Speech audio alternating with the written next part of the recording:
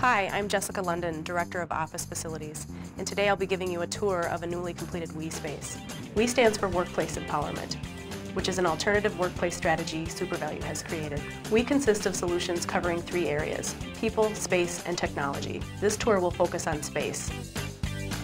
One of the things that you're going to notice about the space is a fresh new look integrated into the office spaces, which incorporates branding. It uses vibrant colors and images of fruits and vegetables. It also serves a second purpose in helping people to navigate through a space when working in a mobile work environment.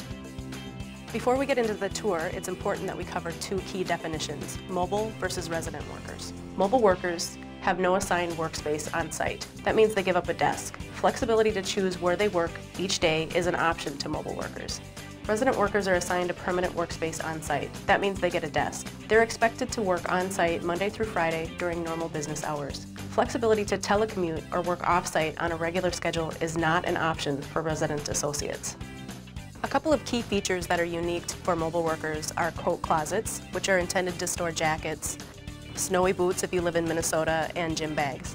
And then there's lockers. Lockers are meant to provide personal storage for mobile associates. They are lockable and personalizable. These are lockers that have been repurposed. They used to be filing cabinets that SuperValue had in storage. So we've repainted the front of them and inserted locks. Lockers are used for individual storage, whether they're personal files or personal possessions of employees. The next area we're going to talk about are open collaboration areas, settings that allow associates to interact on a spontaneous level. This area over here are restaurant booths, and they're considered the most preferred area to work amongst WE associates. You'll notice that they feature seating, a work surface, and also power along the wall. In future versions of the restaurant booths, they're also going to have data so you can get direct access to company network. Over here, we'll see an example of a project bar. Project bars serve two purposes within a WE space. The first is to house department-level storage. We have vertical filing cabinets, different cubbies and bins, and also just general bookcases. Project bars also offer power and data right within the worktop. We also offer supply cubbies on the project bars, which have common items such as scissors, staplers, and Scotch tape. Next are some examples of tables and chairs that you'll find throughout the workspace. And then finally, we have an example of a marker board area over here. It's also integrated with storage. So on the opposite side of this whiteboard, you'll find storage cabinets themselves, and it's surrounded by chairs so associates can sit and brainstorm. This is an example of a lounge area, and it's one of my favorite collaboration areas that we've developed. This is an example of some chairs that were built in the 1980s that had old upholstery on them, and we put new fabric and stuffing in them, and now they have a whole new look. All mobile areas and collaboration areas are cleaned once a week by the janitorial staff. There's also antibacterial wipes that are located throughout the space, as well as antibacterial lotion dispensers. The other concern is noise. I think people often believe that in a WE environment, it's a lot louder and more distracting, and we're finding the opposite to be true.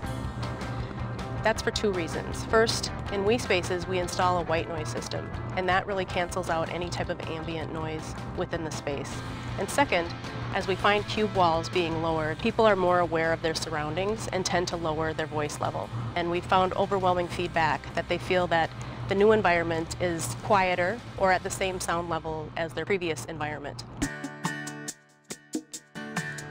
These are some examples of mobile workstations. They're identifiable by a numbered nameplate, and they offer many different features. The desk that I'm standing in front of has a task chair and work surface. This next one offers a monitor, keyboard, and mouse. All monitors are accompanied by a universal docking station. This is simply a USB cable that plugs into your laptop. It's compatible with all laptop models except for Macintosh. These are some examples of some enhanced mobile workstations. As you can see at this station, it's got dual monitors that are featured, and this one is a single monitor. It's also ergonomically enhanced, and you can identify these by the large E on top of the cubicle wall. This specific cube offers a sit-to-stand feature, so you can very easily adjust the monitor and also the keyboard tray in order to work in a full standing position. This is an example of a residential workstation. It's identified by a name tag. So if you see somebody's name on it, it means that it's a resident workstation. Resident workstations offer built-in storage, pedestal file cabinet that's lockable, 2 storage shelves, and then obviously the whole space can be customizable. This is an example of a quiet zone workstation.